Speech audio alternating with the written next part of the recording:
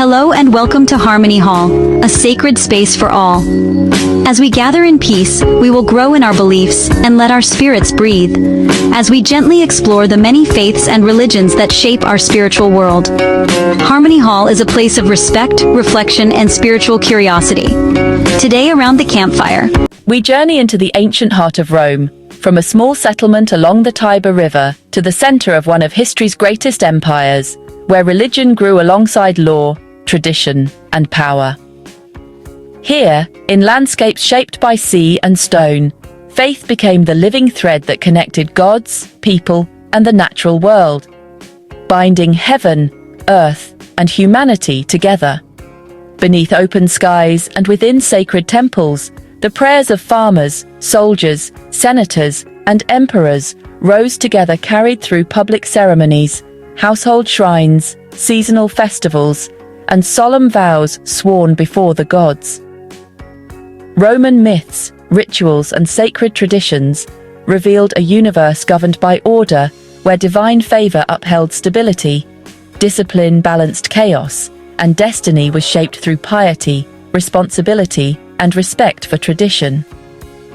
This ancient faith shaped daily life, law, identity, and empire, absorbing and transforming the gods of Greece and neighboring cultures, and leaving echoes that would influence Christianity, Western civilization, and the spiritual foundations of the modern world. So come with me today, as we step into the world of rituals, symbols, and sacred traditions of the Roman religion, one of the world's most influential religions whose traditions helped shape law, culture, and belief across centuries, that still echoes through our world today. thank you for being here today, and for choosing Harmony Hall to help you on your spiritual walk to self-discovery. The story of Roman religion is long and complex. It began in the distant past, growing alongside the city of Rome itself. The traditional date for the city's founding is 753 BCE. Rome started as a small cluster of villages on the Tiber River. This settlement grew on a series of 7 hills. Today, this very location is the heart of Rome, the capital city of modern Italy. Roman religion was not a single unified doctrine. It did not have one holy book to guide its followers. Instead, it was a tapestry of beliefs, practices, and rituals woven together over centuries. It was a practical religion, deeply embedded in the rhythm of daily existence. Roman religion can be defined as the set of beliefs and rituals practiced by the people of Rome. It guided their lives from birth to death. At the heart of Roman religion was a vast pantheon of gods and goddesses. These deities were not distant, abstract figures. They were active participants in the world, each with specific domains and responsibilities. The most important gods formed the Capitoline Triad. They were worshipped in a grand temple on the Capitoline Hill: Jupiter, Juno, Minerva. Jupiter was king of the gods, ruler of the sky and thunder. He was the guarantor of justice, oaths, and the Roman state. His presence was felt in every thunderstorm and major state decision. Juno was queen of the gods, protector of women, marriage, and childbirth. Women prayed to Juno for safe delivery or a happy marriage. Minerva stood for wisdom. Minerva stood for strategic warfare. Minerva stood for crafts, patron of artisans, teachers, and soldiers. For the average Roman religion was first and foremost a domestic affair. Daily life was punctuated by small but significant religious acts performed within the home. The family was the primary unit of religious practice. At its head was the paterfamilias, the male head of the household. He held a unique position as the family's legal authority and also as its chief priest. He led daily prayers and rituals, maintaining the family's ties to the gods and ensuring generations of ancestors. Every respectable Roman house had a dedicated space for worship: a wealthy domus in the city, a farmhouse in the country. This was the lararium, a small shrine often in the atrium, the house's central hall. Here, while domestic religion was private and personal, public religion was a grand and visible spectacle. It was the religion of the state, performed on behalf of all Roman citizens. The center of this public faith was the city of Rome itself, particularly the Roman Forum.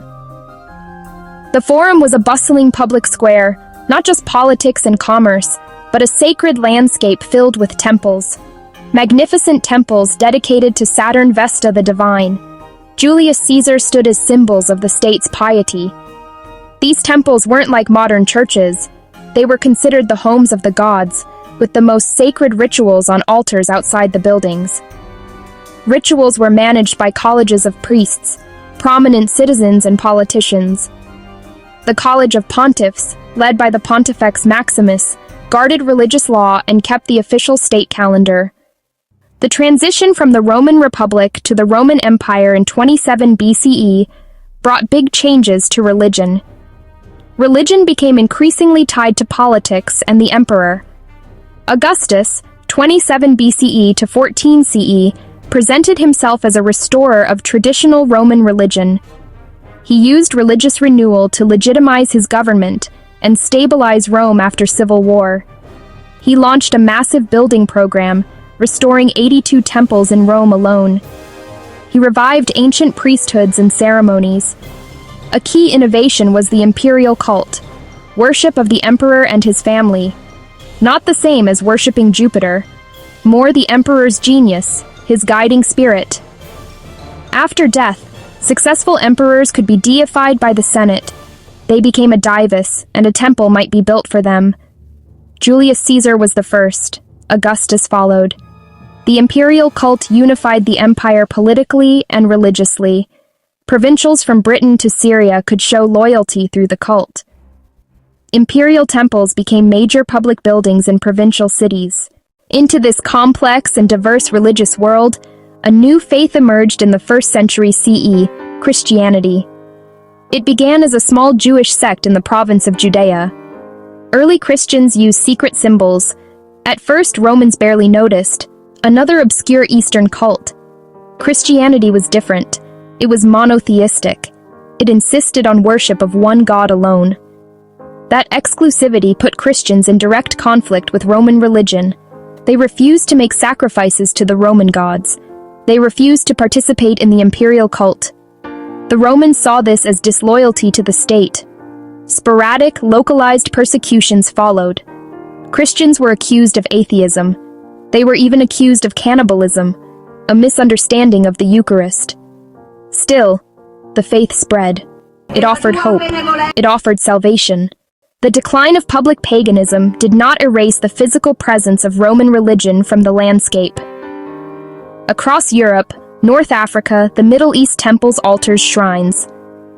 Many of these buildings were simply too large and well-built to be easily demolished. In the centuries after the fall of the Western Roman Empire in 476 CE, these sites were often repurposed. The most common fate, conversion into a Christian church. A practical decision. A powerful symbolic act.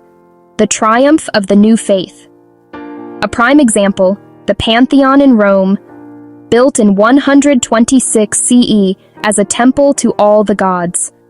One of the best preserved Roman buildings, consecrated as a Christian church in the early 7th century, and still a church today.